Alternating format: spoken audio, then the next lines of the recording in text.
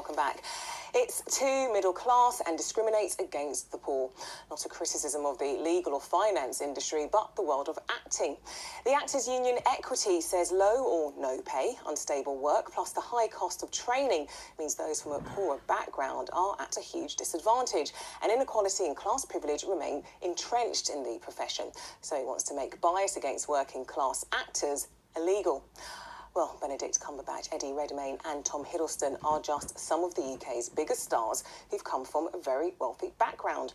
Equity says the only way to end discrimination is by forcing employers to reveal their class pay gap. So, how can you actually do that, and will it even work? Well, joining me now is Trudy Rees, who was a director and founding member of the Paul School. The School? Yes, excuse me, the School. Thank you very much, Trudy. A drama college set up to help working class actors get a foothold in the business. Also with me is Richie Daish. He sold his home at the age of 31 to pay for going to drama school.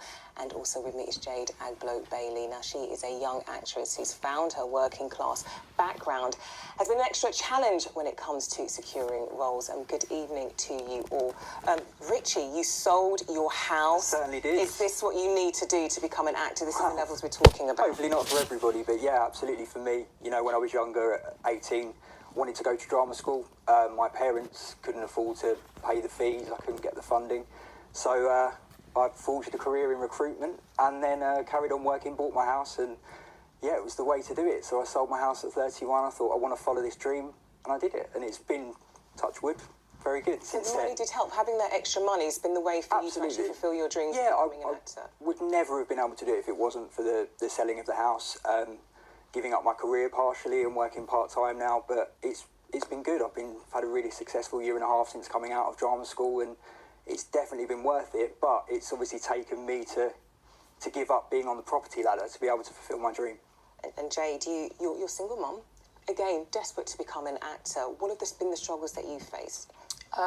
So just like you, once leaving drama school, it was difficult to fund, I guess, even auditions, just living a life as a creative. So it was trying to kind of find the balance between working or funding your dream, and a lot of jobs don't allow you the flexibility to do both. I was lucky enough to get a scholarship to study abroad, but then when I was there, it was maintaining just like a living standard with the wages that we were provided. And you can only, like being an actor, you can only do kind of like waitressing or retail jobs that don't really pay enough to help you get by, as well as funding what it is that you want to do. So it was a bit difficult. So I had to come back, and I'm in the corporate world at the moment, which doesn't allow me enough time to kind of like put like work into my actual dream. So it's difficult. Still working at it.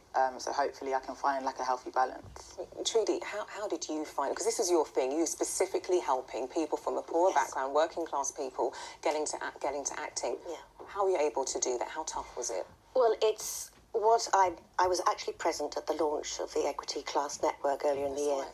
And I think if what they're doing is real, I think it's fantastic and long overdue. I mean, the arts and acting in particular has to represent everyone in our society. But if you only see one class or one group of people, then one of my colleagues was saying, it's just not true. And if that's what they're doing, I'm all for it. What I also feel very strongly about is they need to do much more. If you're passionately talking about discrimination of people in the industry, you have to also tackle people at the point of entry. And I don't think, in fact, things that have currently been introduced are actually making that more difficult. There are criteria that have been put forward by Equity and Spotlight jointly. Now, Equity have always had an open door policy for many years. Like what criteria? Well, you can have a student Spotlight an Equity provisional membership. Any graduate can do that. It gives you a couple of years to get your credits to get a full membership. Now, Spotlight have made it much more closed door. They won't give a student's membership to anyone unless, and this is for the last year or so, they've trained in a BA course, have a degree in acting or the equivalent. Now, immediately you're then squeezing the people who can't afford that, the fees are huge, whose parents can't afford it, or older people. We train a lot of older people who've already had a degree. they don't want to incur the debt of another one. So the wealth of people that we trained formerly at the Poor School, where all our staff are from, are now not allowed being entry into industry. One of the issues, though, the biggest questions with this is how do you monitor? How can you tell who's from a working class background and who's from a middle class background effectively? It's essentially, I don't have as much problem with class as the group, the elite group, because yes, there's always been elitism, but it's more to do with who could afford the training and who gets the big profile jobs.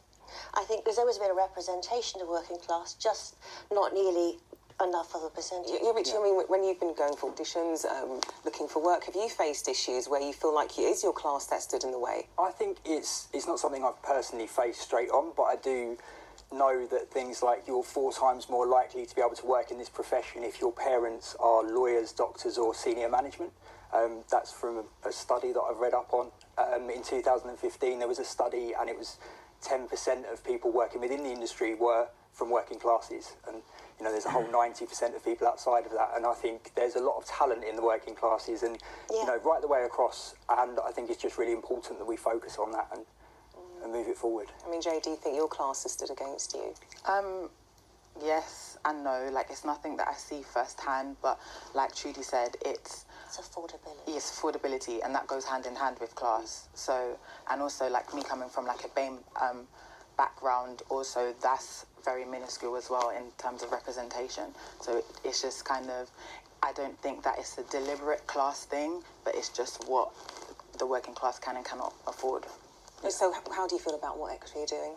If they're calling for? Yeah, if it does come to fruition, then it's really good. But there's been a lot of things that I guess in the past are promised and don't happen. So fingers crossed. Do you think that working class kids are attracted to acting? Well, of course, because there's talent across the board, and you know, it should be a meritocracy. You should have people that are good who will flourish as well as the people that just can afford it. And my beef is that in the last year or so, people that we used to train where I used to work, that have gone on to have really successful careers, would now they'd be hindered by not being given a profile, and Spotlight is a catalogue for actors, which you have to be on. Under these present rules, they wouldn't be admitted if they hadn't got a degree in acting, which I think is totally wrong and totally flies in the face of all the good things they're trying to do, which I really applaud. Okay, well, Trudy, Jade and Richie, really good talking to you. Gosh, I just never think of the acting world being somewhere which is quite exclusive, but it really is. Good talking to you all. Thank you. Thank you. We'll look at some other news now, and there are 60